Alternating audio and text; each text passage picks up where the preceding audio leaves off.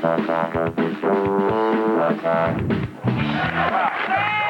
like 40 more people today. I know. Nice.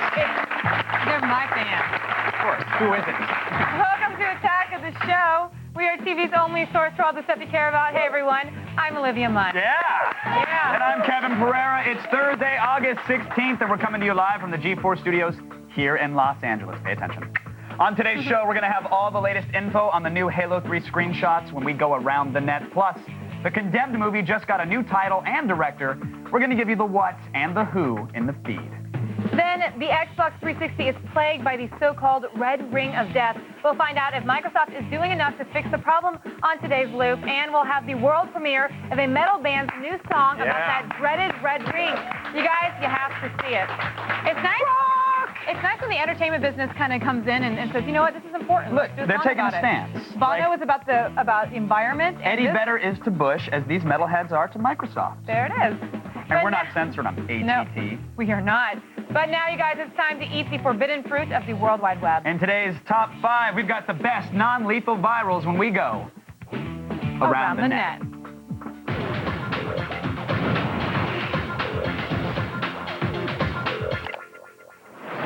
Starting off today at number 5 is an incredible local car dealership commercial. This is so awesome. This is probably one of my favorite things I've seen in a long time. It's from a filmmaking team called Make and Do Creative, and it does a great job of showing us what we'd all like to see when an annoying local car dealership commercial comes on the TV. Yeah! What's up? I'm Tessie Iceman Jackson down here at Top Gun Motors. We got a maverick of a deal for you. It's going to totally take your breath away. It's going to send you right through the danger zone. Check me. I got a red car. I got black and red, too. No money down. Keep it rolling. Keep it rolling. Keep it rolling. I love it. Check. Do that. How does he do the kick? He goes, check me. Check me. Puts I got his a leg red out. one. It was awesome. You guys, that was actually created by a marketing team, as all is the, all this best stuff on the internet is all by the marketing team. Buttered floors. Turns out, marketing campaign. No, it's not. Land O'Lakes. Who'd have known? Because that was actually lame. And at number 4 is a video that shows a government-owned SUV called the Jackal. Now, this vehicle comes from a private security company called Ibistec, and it's made with bulletproof glass, and it's owned by government officials in other countries. Yeah, now, while we can't confirm for sure that this is, in fact, the vehicle that follows our president, because we don't want to end up on a list or anything, or any more lists for some of us. I'm not on We can confirm this footage is both awesome and simultaneously terrifying.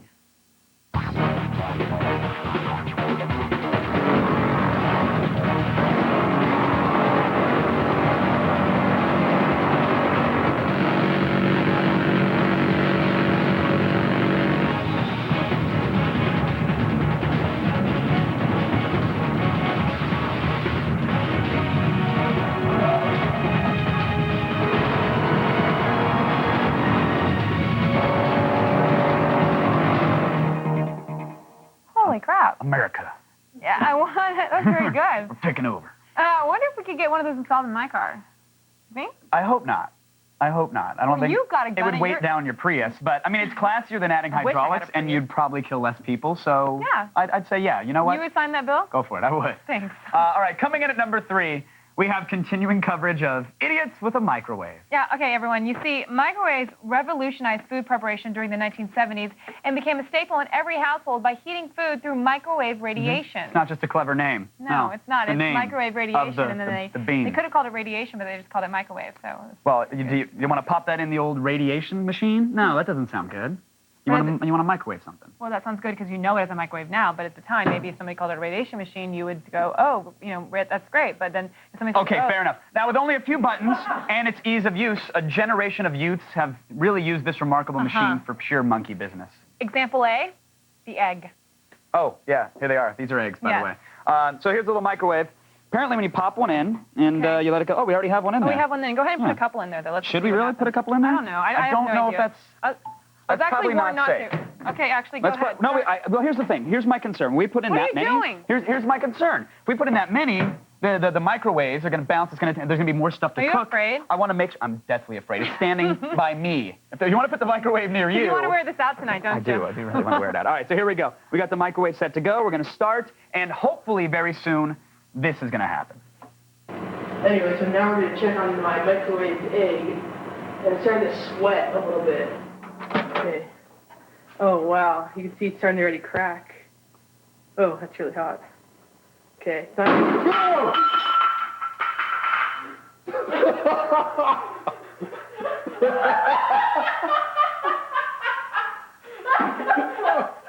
All right, we still have about 40 more seconds. So we just put the egg in just a bit ago, and online references say it takes only 45 seconds. Should you? I mean, I've always heard you shouldn't stand near a microwave because, you know, like the waves. Do I really want this at wang level? Well, you're not having babies. Because this plus the iPhone in my pocket. If you're not wrapping it up, then those need to be dead. Oh, they're nuked. Okay, like, good. Okay, what are we doing? How are we doing on time? Oh, Good. What? Did you shake it? What? Oh! Hey, mazel tov! Oh, Good boy. Oh, that's going to smell the studio. Why did we think about... Do we have Lysol? Can you guys see in here? No, I can smell out here. Let's close the door. Let's... Oh, it smells like a dressing room. All right. No, mine smells like period. That's true. It's a grammatical thing. That was an excellent explosion, wouldn't you say? What? Come on. No? Excellent explosion? No, I was trying to wrap it up. I wouldn't say that. Why, you wouldn't want to get egg on your face? Could you just stop? I'm just what? You want to put your eggs into one basket, huh? Because then the yolk would be on you. That was some great AA comedy. The hen house is going crazy. No, they all went, oh. What are you doing? What are you doing? Can you just Look, stop? for the record, half of that was written. I'm sorry. I was trying to sell it. I was totally trying to sell it. I went a little too far. Writers, I sell the crap out of your writing. I'm pushing this the microwave one throws away. Down the drain. Coming in number 2 today, it's an animal gangbang. Yes, My now we're favorite back kind on of track. gangbang. Now well, actually, us porn aficionados call it an interspecies threesome. But regardless, watch as this sly goat tries to get well, he tries to get a little piece of the action.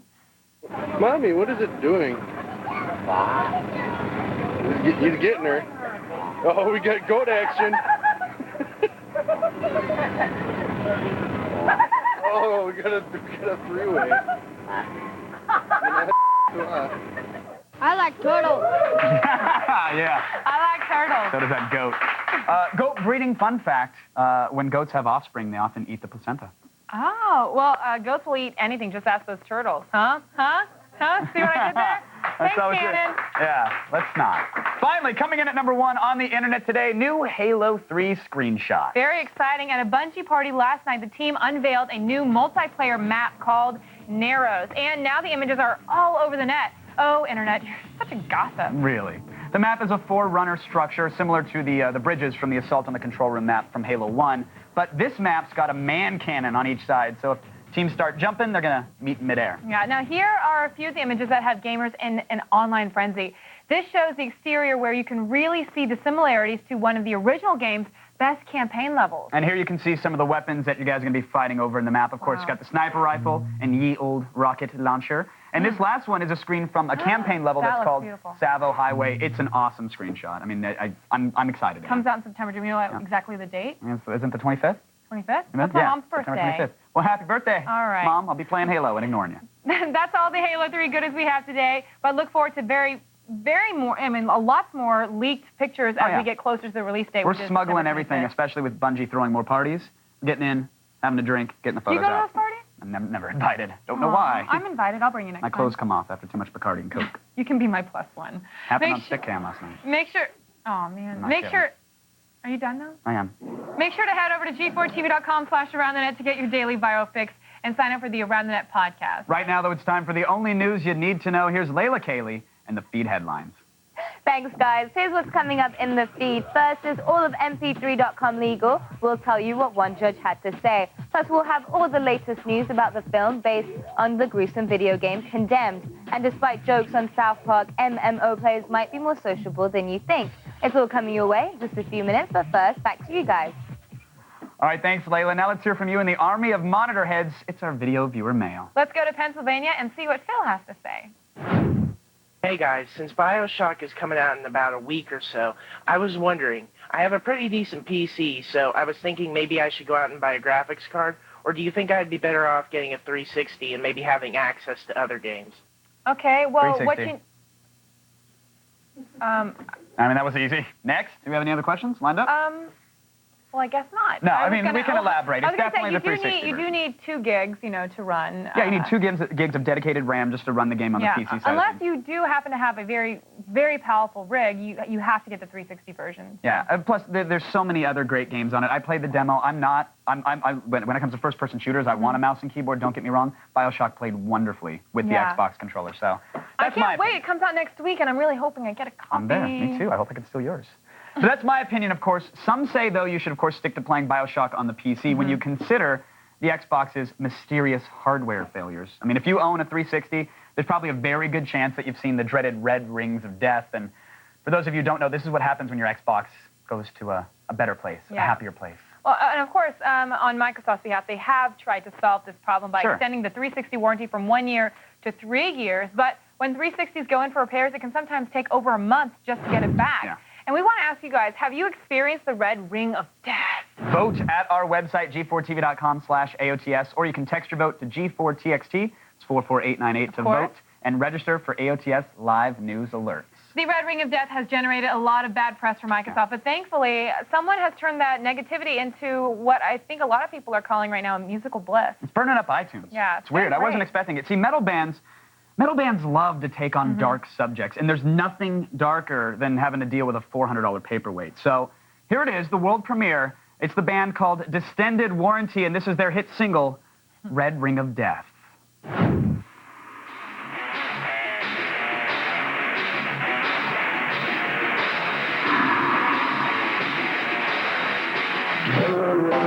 The dead were rising in the mall, and those zombies, they were eating my lead. That's when I earned an achievement, so I pushed the gem in my Xbox, it just went dead. 6 weeks later, I'm back online, and the gears of war just froze. I was praying to God, it was a faulty disc. I looked down, the lights blinking. Oh no! It was a red ring of death. Consoles hotter than a dragon's breath. It was a red ring of death. Another bittersweet overheat. And I'm so pissed off. Grab the phone, dial tone, call it Microsoft. Now let's see the dark side of me. I'm on hold.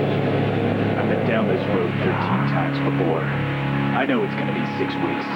I'll wait for my precious cardboard coffin and ship my next-gen paperweight back. The demon stirring deep inside wants this corporate giant to fall. But at least now I know they appreciate my call! It was a red ring of death. Consoles hotter than a dragon's breath. It was a red ring of death. Sorry's a sick-looking brick. It was a red ring of death. Consoles hotter than a dragon's breath. It was a red ring of death.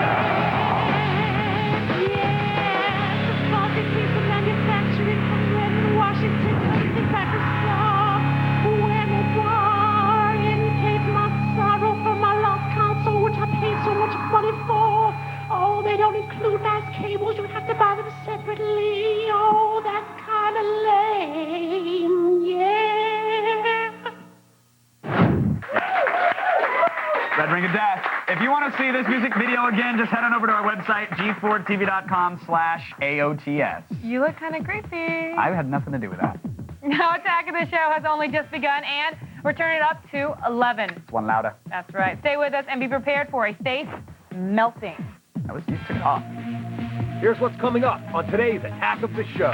The Red Ring of Death strikes fear into the heart of all 360 owners. And we're wondering if Microsoft has the cure in the loop.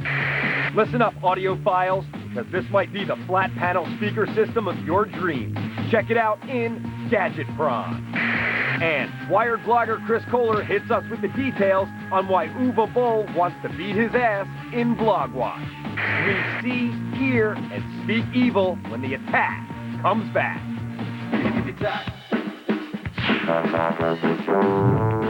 We are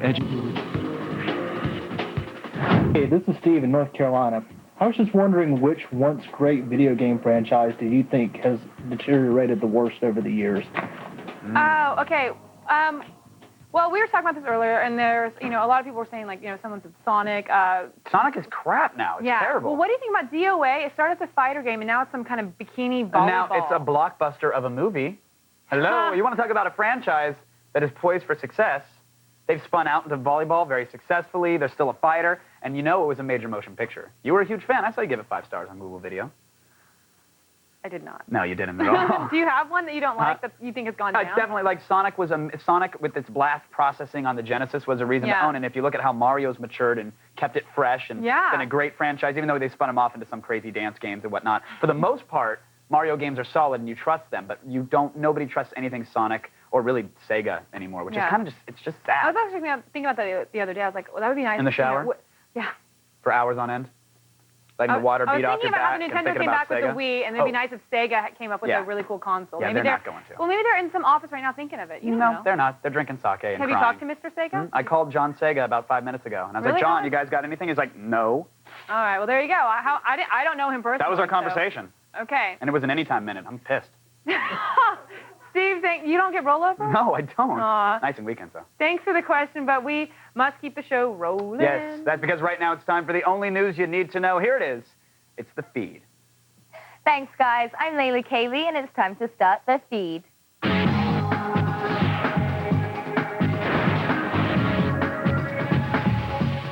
MP3.com has been sued by every major American record label, and they could walk away scot-free. The company had been attacked for selling digital music at cut-rate prices and without fully compensating the artist.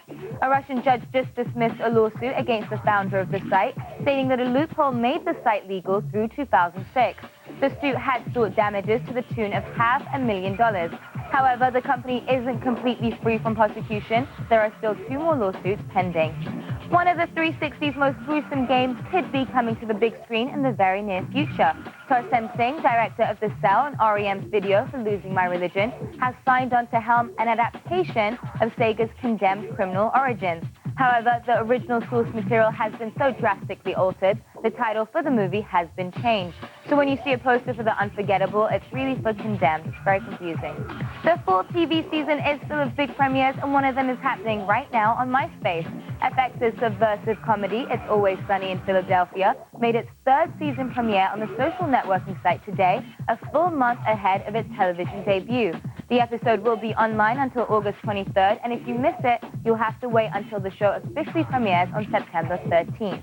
Today, Europeans picked their favorite media cell phone. The European Imaging and Sound Association chose the Nokia N95 as its multimedia phone for the year of 2007 through 2008. The panel called the phone a state-of-the-art communication tool and praised its 5-megapixel camera, GPS system, and fast data transfer speeds. The N95 retails for a whopping $795.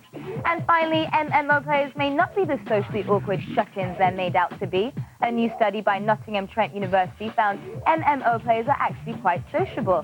The study found half of MMO gamers meet in-game friends in real life, and 1 in 10 end up having, quote, physical relationships with other players. Maybe WoW is a good way to meet chicks after all. Get on it. Well, that's it for today, but don't worry, the feed doesn't stop here. Get all the news you need to know anytime at G4TV.com. I am Layla Kaylee, and you've just been fed. Back to you.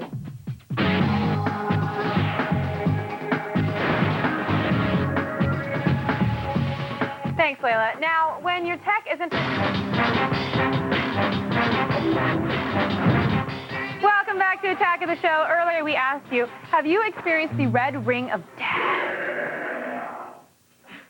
According to our warranty-loving scientists at the G4 Laboratories, 61% of you have not felt the shame of the red ring of death. I don't know if you guys at home can hear that, but Kevin's growling or grunting or doing something very disgusting. It's a remix.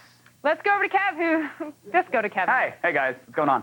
Look, for the moment, Microsoft's Xbox 360, they're the current next-gen leader. But like Rome, will unreliable hardware lead to the system's downfall? The Xbox 360's red ring of death is one of the biggest consumer electronic problems to ever face a video game console.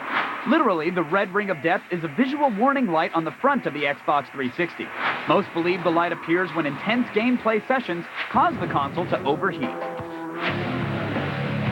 Last month, Microsoft announced that they will incur a cost of over $1 billion to repair the broken consoles and extend the warranties from 1 to 3 years.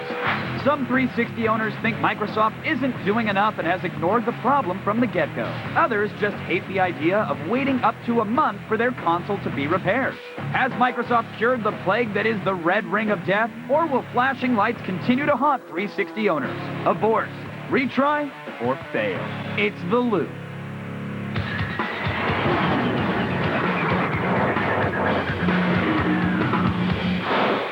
My guest tonight from New York, gaming editor for Newsweek magazine, Guy Kroll is here, and from Philadelphia, the editor-in-chief for Joystick.com, Chris Grant. Welcome to The Loop, everybody. Chris, I'd like to start with you. I know you recently lost a console. I'm sorry to hear that. It wasn't to the red ring exactly, but for those who have experienced the flashing red lights, what causes this exactly? That's kind of part of the problem, Kevin. Microsoft has been very vague about the specific causes. They won't cite any specifics. They won't say exactly why. But, you know, amateur engineers have been cracking this thing apart for, the last year and a half.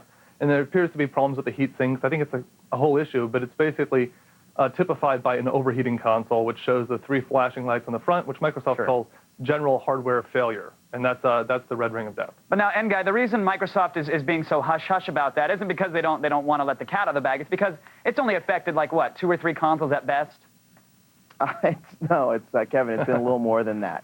The problem I have with how Microsoft's handled the situation, they were slow to respond initially. There were anecdotal reports that have been mounting for months, and they kept insisting that the failure rate was within the 3 to 5% that's acceptable. Right. It turned out that it's more than that. The next thing is they have, as Chris pointed out, they have not been fully forthcoming about the nature of the problem or problems. They've been very vague about it. And then third, they're continuing to sell defective hardware. They won't tell us when did they find out what was wrong, what changes they made, which batch numbers had the problem. So a consumer could walk into the store today, buy a 360, take it home, and it's a ticking time bomb. Not that it's going to hurt them. It's definitely not a danger, a physical risk, but they can... I don't know. Have you ever talked to a gamer who was ready to play BioShock and popped in the disc and saw the red ring? They can definitely be a danger to themselves, house pets, and society, Guy.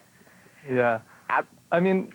Chris, let me ask you this. All right, yes, you can still go into a brick-and-mortar store today, buy the console. There's a problem with it. But Microsoft is spending over $1 billion with an extended warranty.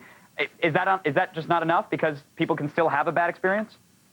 Well, I mean, part of it's just frustration, right? You're going to get a system. Microsoft's promoting their big holiday lineup. They have all these incredible games coming out.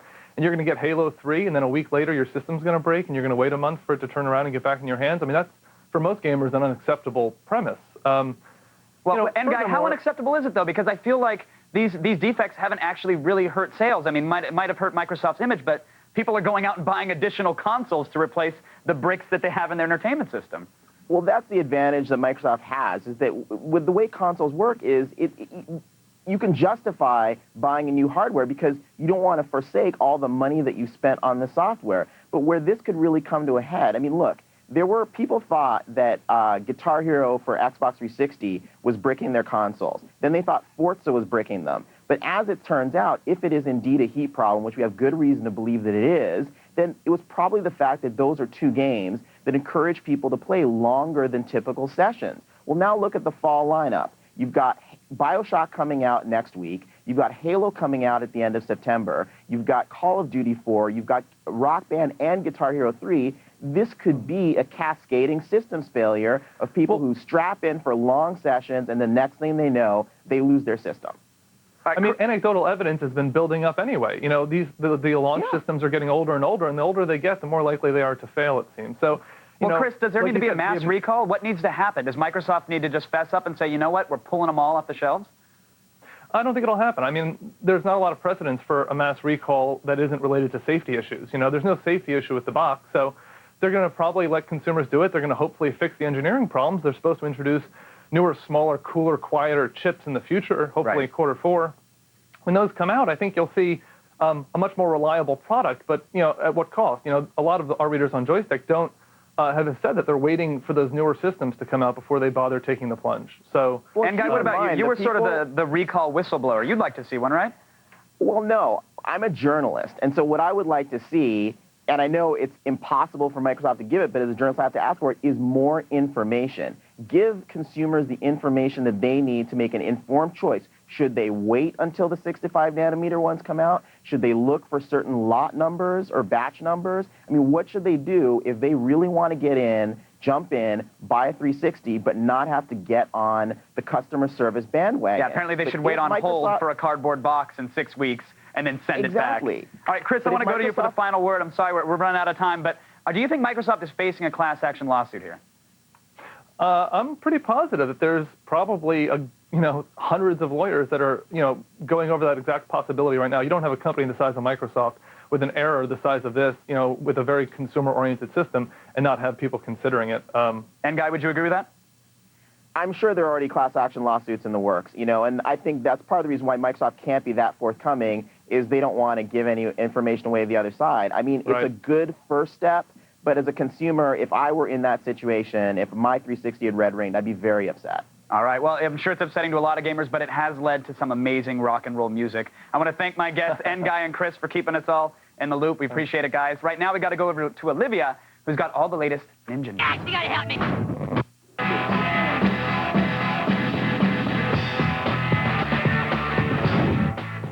Hey, welcome back. I like to make sound effects when the camera's moving. I noticed. It's been your thing lately. Welcome back to TV's only source for all the stuff you care about. I like how we can instantly catch up on old friends. It's you don't have to have that awkward silence. No, it's like, hey, they're always there. Yeah, hey guys.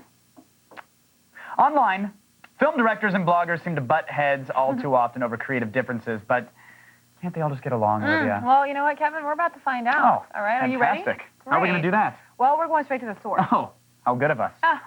You knew it would come to this, folks. It's time for a blog watch.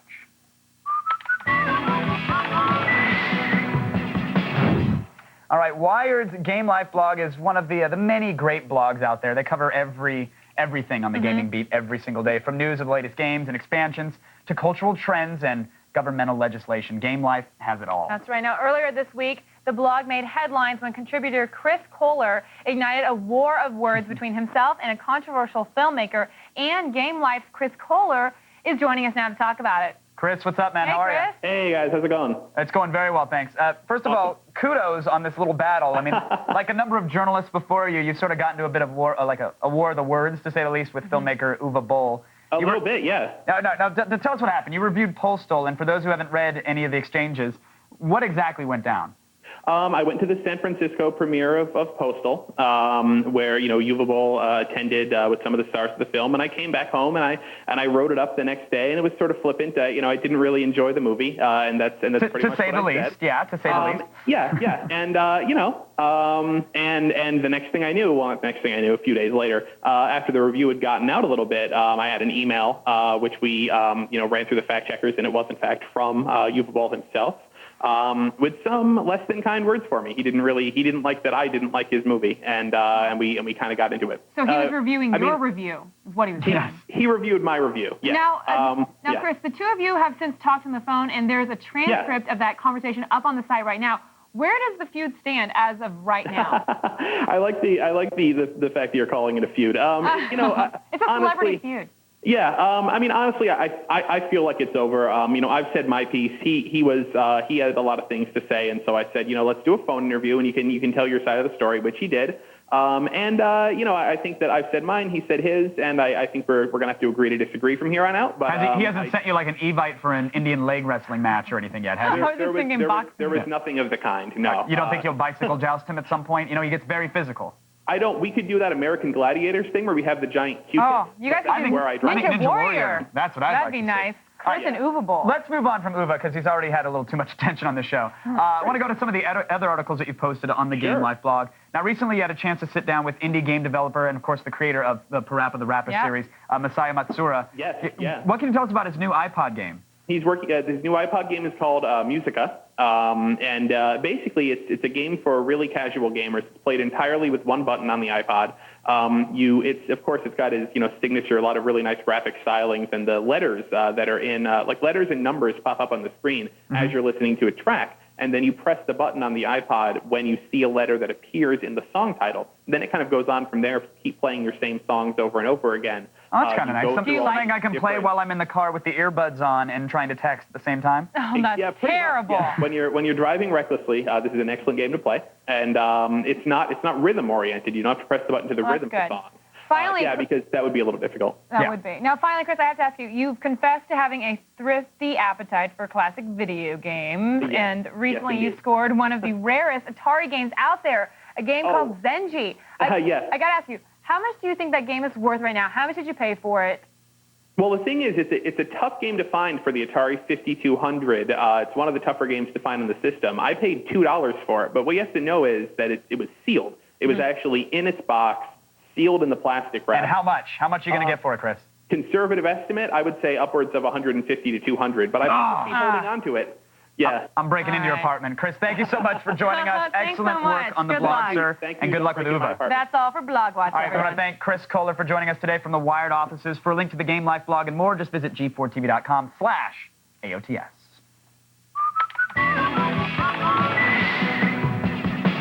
Sky's old. Coming up on the next attack of the show in Gadget Prawn, Will O'Neill reviews the Monsoon Hava Platinum HD player that apparently pwns the swing box. Apparently. Plus, in the Loop Week in Review, we examine Uhura joining Heroes super bad and a new study that says MMOs are good for social skills. What do you think about that? I'll believe it when I And see it. Zach hangs out with the cast of Superbad, making me very, very jealous. I'm going to go see it this weekend. Me too. Now, for all things you guys saw today and more, go to g4tv.com/AOTS. We should totally go together. No, we shouldn't. Absolutely I'll see you guys not. later. I won't see you I later. hate you. I hate you more, jerk.